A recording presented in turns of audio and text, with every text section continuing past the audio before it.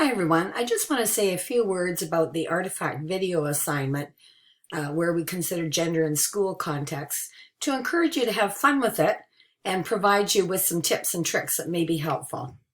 Since you're probably all doing lots of online stuff, this may be redundant, but hopefully it will be helpful to you. The question you're asked to answer in this assignment is, how does gender mediate practices in schools and workplaces for those of you who work outside of the school setting? So start looking around, and I promise that you will begin to see it everywhere. One of my students once said that I'd given her glasses that she couldn't take off, and maybe that's a blessing and maybe not. But nevertheless, I think after a while you really begin to see how it is that gender operates almost invisibly as a powerful force within the school. And then you're going to start with an artifact, a thing that represents gendered practices. It could be a book, like a textbook or a library book or a series of books. It could be a sign that represents gendered assumptions. It might be a policy statement that has gendered implications, but they may or may not be addressed or perpetuate gender binaries and stereotypes and so on. Perhaps it's an awards cabinet that demonstrates the allocation of resources in a gendered way, or the everyday artifacts such as cleanup rosters or yard duty or club leadership and so on. And I could go on, but that'll just get you started. And there will also be a list of sample videos that you can have a look at that might get some wheels turning as well. And certainly you're welcome to talk to me about your topic at any time. Once you've decided on your artifact and its gendered implications for workplace practices, that's when the work really begins. Then you can develop a gender-based analysis of the artifact that will shape your presentation in your video. So you do the kind of conceptual work first and find your sources and so on.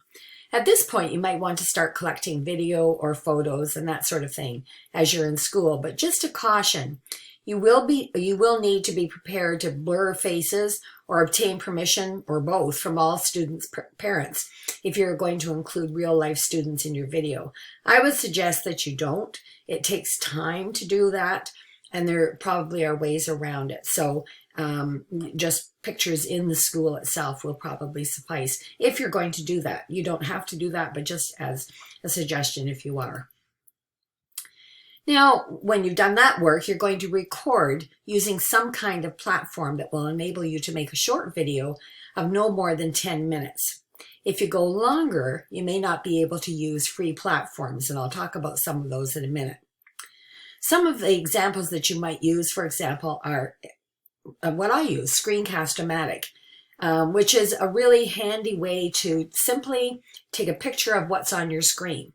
You can be talking on your screen. So for example, in my introductory video, I just set it so that the screen was what the camera was seeing me doing as I was looking at the screen. It could be a PowerPoint. It could be some other kind of form of video that you wanted people to see, that sort of thing. So Screencast-O-Matic is really helpful. There is a free version. You do have to pay if you want editing and all of those sorts of fancy things. And it will require some work up front to figure it all out and that sort of thing. It's pretty easy though, and it's pretty straightforward. And if you don't use all the bells and whistles, then it's particularly straightforward. You can use something fancy like iMovie. I still haven't had the courage to approach that, but some people are very comfortable with that. So go ahead and use iMovie or something like that to organize videos, for example, that you put together, and then you can do a voiceover. Screencastify is something that I think Google has available now. You may find that helpful. I had a look at it and didn't take enough time to really explore it fully, but it is something that's, I think, relatively free in terms of availability. There may be a cost for extra things that you may want.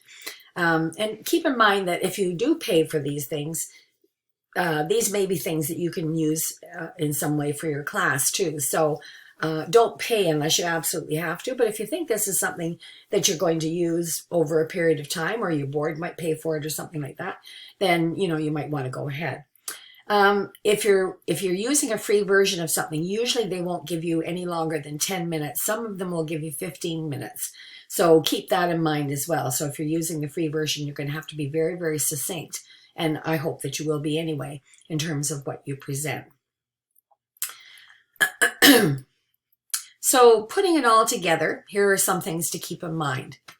When you've decided on what you're going to say more broadly in your head or in a few scribbled notes or whatever, when you've done that, then you need to start planning what you're actually going to say.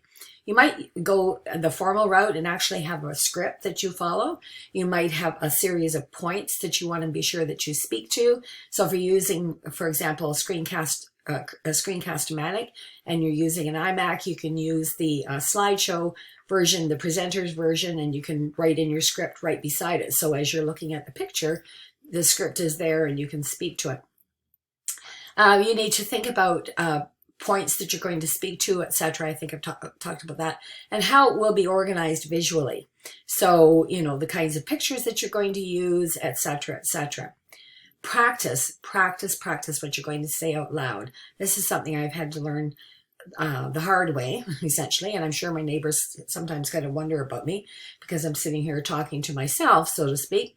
But practice what you're going to say out loud, and the reason for that is because, for one thing, it gets you used to hearing your own voice in a place where nobody else is listening. It's kind of an odd experience, so if you can get used to that, it helps.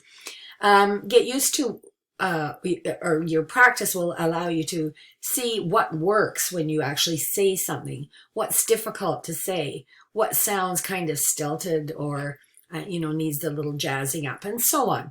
So as you go through your script, you can be making notes to yourself about some things, changes that you might want to make, edit, and then practice it out loud again, this time to become really familiar with what it is that you're going to say, and your timing and pacing, etc., which is important if you have a